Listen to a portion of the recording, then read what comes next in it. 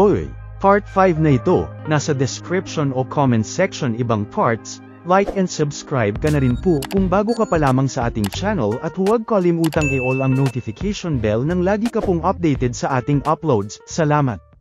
Lubos na bahala na nga si Rain sa mga nabasang report, at di lang pala sa Forest of Beasts nangyayari ang mga kababalaghan bagkus ay kalat na sa buong bansa nila. Kaya agad inutusan ang kanyang mga alagad na ipatawag ang 6 na sovereigns at may emergency nga raw sila. Samantala, habang stress na stress itong prinsipe ay celebration mode naman itong bida natin kasama ang prinsesa sa nakaraang matagumpay na quest nila laban sa Goblin Emperor, at buti na lang daw binigyan parents sila ng reward ni Manong Guildmaster kahit wala silang naiuwing ebidensya. Habang kumakain ay napaisip na naman si Noor kung hanggang kailan daw ba siya bubuntutan nitong dalaga. At di raw ba nag-aalala ang pamilya nito sa kung ano ang ginagawa nito? Sakto kalaunan ay nagpaalam na nga ang prinsesa at uuwi na raw muna siya sa ngayon. Ngunit bago pa man ito makaalis ay bigla na lamang lumutang sa eksena ang kapatid nito, at tila hinahanap ang dalaga. Dito na nga nagsorry ang prinsipe sabay inilahad ang kanyang layon, na kung maaari ay samahan daw ni Noor si Lin kinabukasan sa isang bayan malapit sa Mountain District. Huwag nga raw silang mag-alala at bibigyan niya sila ng service plus may ipapasama pang escort, at pagpasensyahan na raw ang bigla-bigla ang pakiusap at kakulangan ng impormasyon ngunit hangad nila ang kooperasyon ng ating bida sa ngayon.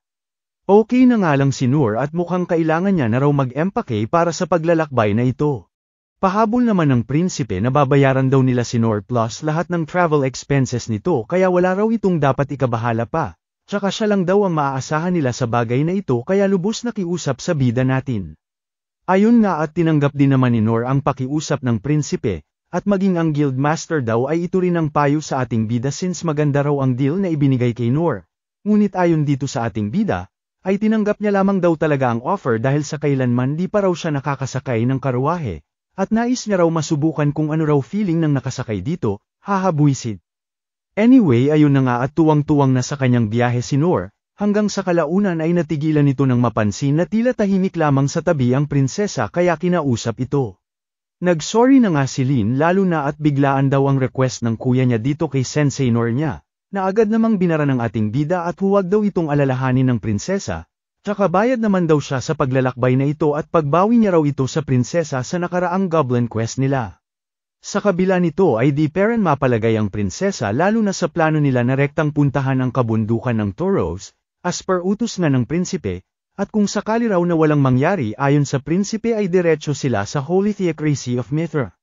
Maging si Ines, na siyang escort nila ay sinabihan ng prinsesa na huwag na masyadong mag-alala pagkat nandirito raw siya, sabay pa flashback noong kausap nito ang prinsipe na siyang binigyan siya ng secret task, at dalhin nga raw ng ligtas ang prinsesa sa Holy Theocracy of Mithra dahil magkakaroon daw ng kaguluhan sa kanilang bansa.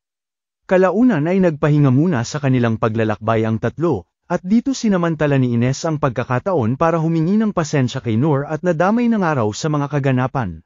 Pinagtaka naman ito ng ating bida at bakit daw ito nag-so sorry sa simpleng biyahe lang naman daw ang ginagawa nila, tsaka bakit tila kanina pa raw aligaga ang dalaga at ano raw ang bumabagabag dito.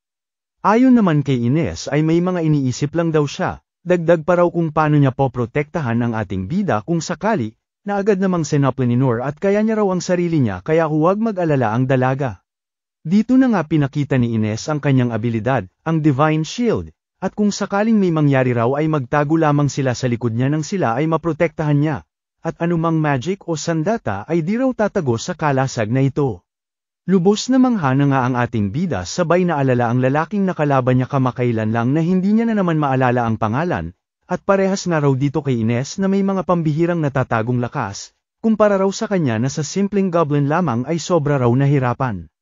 Drama mode na nga si ate mo with matching pa flashback pa ng kanyang nakaraan, noong nasa bahay ampunan pa ito kung saan nadiscover nito ang kanyang kapangyarihan, kasama ang kanyang kaklase na bigla na lamang nasugatan ng hawakan ang liwanag sa kanyang kamay. Dito na nga siya pinatawag ng mga sovereign para makita ang kanyang kapangyarihan, na ayon sa mga ito ay rare skill daw na pwedeng maging sandata at mahiwa ang anuman, o isang kalasag na kayang protektahan ang sinuman, at kung gugustuhin na rin daw ng dalaga ay kayang-kaya nitong magpatambo ng isang bansa gamit lamang ang skill na ito. Ngunit huwag nga raw mag-alala si Ines pagkat simula ngayon ay matututunan niya na kung papaano ito magagamit ng maayos. Simula nga raw noon ay tinuruan na siya ni Dandel, ang Sovereign of Shield, at iba pang Sovereign, ngunit dahil sa takot na makasakit pa ng iba ay inilayo na niya ang kanyang sarili sa iba. Dito na nga rin niya na ikwento kung saan niya narinig ang pangalan ng ating bida, na siyang bukang bibig daw ng tumayong tatay niya na si Dandel, at tila grabe ang paghanga sa ating bida. Dito na nga nagugat ang di niya maintindihang pakiramdam, tila pagseselo sa isang tao na kailanman di niya pa raw nakikita. Mas lumala pa nga raw ito noong panahong mismong nakilala na niya si Noor, ngunit sa pagkakataon daw na ito ay mas importante na maprotektahan niya ang prinsesa, bilang shield ng Clay's Kingdom. Sa gitna ng pagdadrama ni Ate Ines Mo ay napansin naman ni Noor ang kakaibang daan sa kabukiran, hanggang sa makita na nga rin ito ng prinsesa at iniutos na itigil ang karwahe. Walang ano-ano'y gumamit ito ng uncover magic at dito bumulaga sa kanila ang isang duro-demonyong palaka. Samantala, kaliwat ka ng pagsabog naman ang kaganapan sa kaharian ni Lalin, na inasahan na nga ng prinsipe kaya pinaalis sila Noor kasama ang prinsesa. Kinabwisit na nga ito ng hari at minura si Deridas, ang nakasagutan nitong hari kamakailan na nagbanta sa kanila at pakananga ng lahat ng ito. Kanya-kanya nang ang Thoka ang Sovereign Six para labanan ang mga halimaw na lumusab sa kanila, at bawat sulok nga ng kaharian ay pinutakte na kaya wala silang choice kundi i-deploy lahat ng mga sundalo sa pangunguna ng mga Sovereign Six. Balik naman kila Noor ay pinakitang may kasama ang duro-demonyong palaka, isang batang puti ang buhok, na lubos kinagulat ang atake ni Lin kaya nawala ng kontrol sa palaka.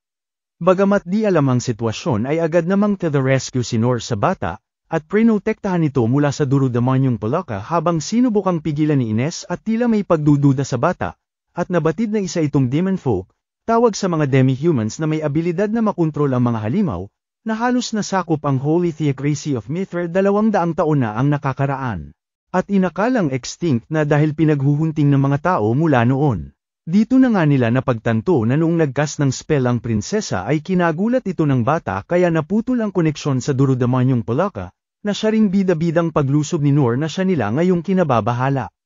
Buwisit lusob din kasi agad bobo naman, pabulong-bulong na nga lang ni Ines at buwisit na buwisit kay Noor at di nga raw nag-iisip habang itong prinsesa naman ay di na naitago ang pag-aalala at tulungan nga raw nila ang nurse sensei niya, ngunit agad pinigilan ni Ines at priority niya raw ang kaligtasan ng prinsesa. Walang ano-ano'y bigla na nga lang bumuga ng maitim na tinta ang kalaban na siya namang hinarang ni Noor bilang pagprotekta sa bata, ngunit sa kasamaang palad ay laman pala ito ng matinding lason na siya nang rekta tumama sa kanya. At nagpaisip kay Noor na baka ito raw ang naisabihin sa kanya ni Ines kanina, na hindi lang ito basta ordinaryong palaka lamang kundi may lason pala.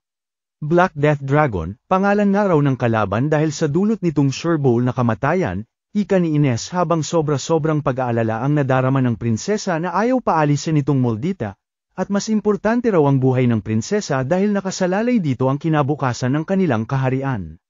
Lubhang delikado raw kahit makalanghap lang sila ng kaunting lason mula sa kalaban, na maging ang sovereign healer na si Sane daw ay di kakayaning gamutin. Pangmalakas ang usok na may lason na nga ang ibinira ng duro-demonyong palaka na agad namang hinarang ni Ines gamit ang kanyang divine shield, na sinabayan na rin ng prinsesa gamit ang kanyang purification magic ngunit sadyang malakas ang lason at di nadadala sa purify. Sorry na nga lang daw kay Noor at simpleng sundalo lamang daw siya, sa isip-isip na nga ni Ines hanggang sa magulat ito nang makita na nakikipaglaban pa rin ang ating bida laban sa palaka sa kabila ng tindi ng lason na natamo nito. Dito na nga napagtanto ni Ines kung bakit ganoon na lamang ang paghanga ng airpat niya at ng ibang sovereign sa lalaking ito. At kahit ayaw niya man aminin sa sarili niya ay ito rin ang taong all this time hinangaan niya, na gagawin ang lahat, kahit isakripisyo ang sarili, maprotektahan lamang ang iba at nangangailangan. Isang tunay na shield, ngunit mukhang huli na raw ang lahat, sabay pakita sa ating bida na nakikipagsabayan peren sa kalaban sa kabila ng lahat, hanggang sa bumagsak na nga ito.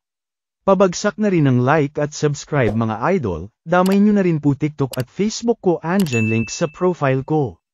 At syempre bilang ganti sa mga solid supporters ng Recap Candy ay may pag-giveaway po ako ng 1K every month po ito. Comment, like, share, at syempre pinaka-importante subscribe ka lang po. Mas malaki chance ng active po sa comment section. Hihi, salamat.